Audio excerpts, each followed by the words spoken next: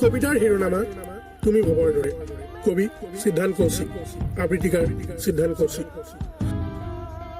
তুমি ভবৰ দৰে হয়তো মই নাছিলো, মই ভবৰ দৰে হয়তো তুমি নাছিলা, কিন্তু কিয় বা তোমাক কিবা এটা ভাল লাগিছিল, কোনেও নজনাতে, তুমিও নুবুজাতে। মই তোমাৰ প্ৰেমৰ গভীৰ সাগৰখনত সোমাই পৰিছিলো গোপনে গোপনে। বন্ধুৰ ভাষাত তুমি আছিলা ক্ৰাছ, তোমাৰ ভাষাত বেষ্ট ফ্ৰেণ্ডছ, মোৰ মনত তুমি আছিলা বহু কিবা কিবি, যিটোক মই প্ৰিয় বন্ধুৰ নাম দিছিলো। সেইবাবে হয়তো কথাই কথাই অভিমানী হৈ পৰিছিলো। সেইদিনলৈ তুমিওতো মোক সৰু পোৱালীৰ দৰে মনাই লৈছিলা।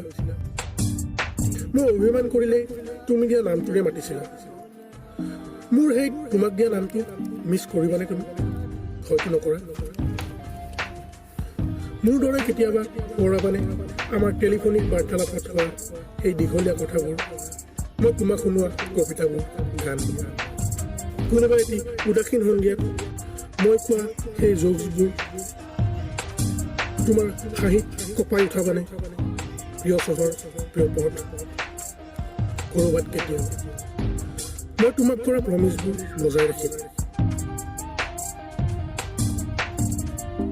তোমাৰতো নাজানো, মন গ'লে কেতিয়াবা ক'বা কিয় সলনি হৈ গ'লা হঠাৎ। তোমাৰ লাষ্ট চিন আৰু মই চেক নকৰোঁ, আৰু ঠেৰ নাপাতো কোনোদিনে কোনো কথাত।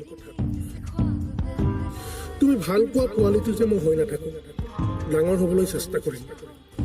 কোনোবা এটি সন্ধিয়া আকৌ তোমাৰ নাম্বাৰটো যদি মোৰ ফোনত ভাইব্ৰেট হৈ উঠে, একেলগে সোঁৱৰাম বহু কথা, আৰু আৱেগিক হৈ পৰিম, আৰু আৱেগিক কৰি তুলিম সময়বোৰ। ধন্যবাদ।